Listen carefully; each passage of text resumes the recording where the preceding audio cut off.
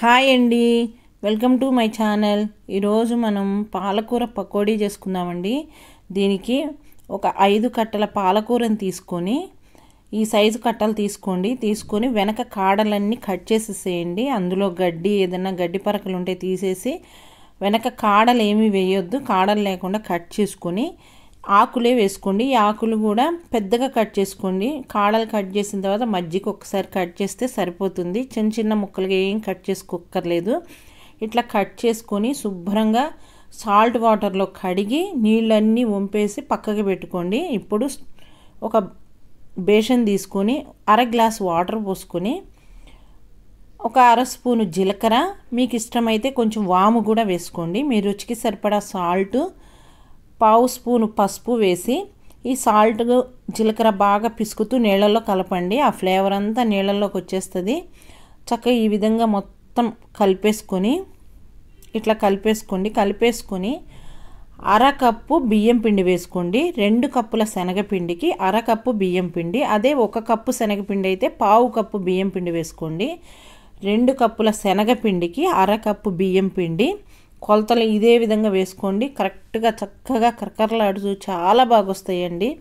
ఇట్లా వేసుకొని దీనిలో కొంచెం నీళ్లు పోసుకుంటూ కొంచెం జారుగా పిండి కలిపేసుకోండి. మధ్యలో కొంచెం వాటర్ పోసుకుంటూ చక్కగా మరీ పల్చగా కలపొద్దు, అలా అని గట్టిగా కలపొద్దు. ఈ విధంగా కలపొద్దు. కొంచెం వాటర్ వేసుకొని కొంచెం జారుగా కలిపేసుకోండి. ఈ విధంగా చక్కగా కలుపుకోండి.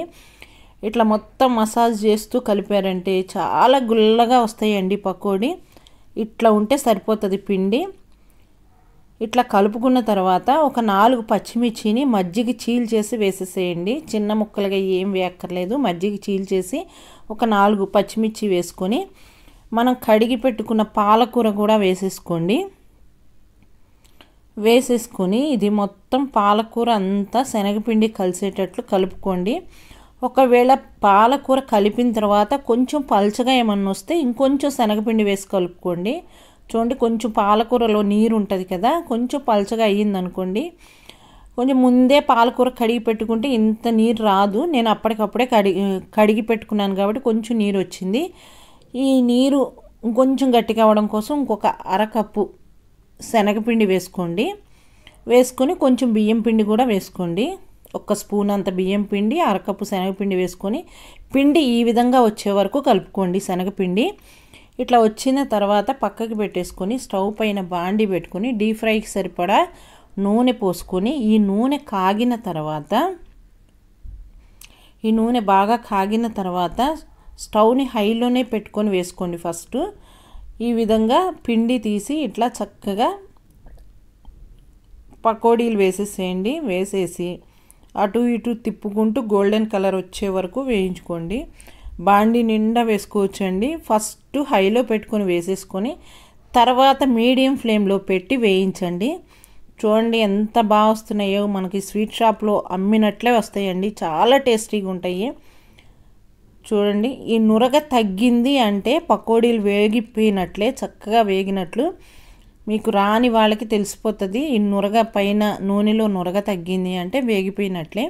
ఇట్లా వేగిన తర్వాత తీసేసుకొని మిగిలిన పిండిని కూడా అదే విధంగా చక్కగా బాండీలో మిగిలిన పిండి అంతా పకోడీలు వేసుకొని వేయించుకోండి. పిల్లలకి ఈవినింగ్ స్నాక్స్కి సెట్ చేసి ఇచ్చినా, ఎవరన్నా చుట్టాలు వచ్చినప్పుడు చేసి ఇచ్చినా చాలా టేస్టీగా ఉంటాయండి. మీరు ఒకసారి ట్రై చేసి చూడండి. నా రెసిపీ కనుక మీకు నచ్చినట్లయితే నా ఛానల్ని సబ్స్క్రైబ్ చేయండి, లైక్ చేయండి, షేర్ చేయండి, పక్కనున్న బెల్ బటన్ని క్లిక్ చేయండి. చూడండి పకోడీలు ఎంత బాగా వచ్చినాయో, చూస్తుంటేనే నోరు ఊరిపోతుందండి. చక్కగా ఇట్లా చేసి పెట్టుకుంటే 2-3 రోజులు నిలవ కూడా ఉంటాయండి. ఏమి పాడవవు. డబ్బాలో వేసేసి మూత పెడితే పిల్లలు 2-3 రోజులు తినేసేయచ్చు. అస్సలు పాడవవు. చాలా టేస్టీగా ఉంటాయి. మీరు ఒకసారి ట్రై చేసి చూడండి ఎంత బాగున్నాయో. మంచి ఆకుకూర తిన్నట్లు ఉంటుంది, మనకి స్నాక్స్ తిన్నట్టు ఉంటుంది. చాలా బాగుంటాయండి.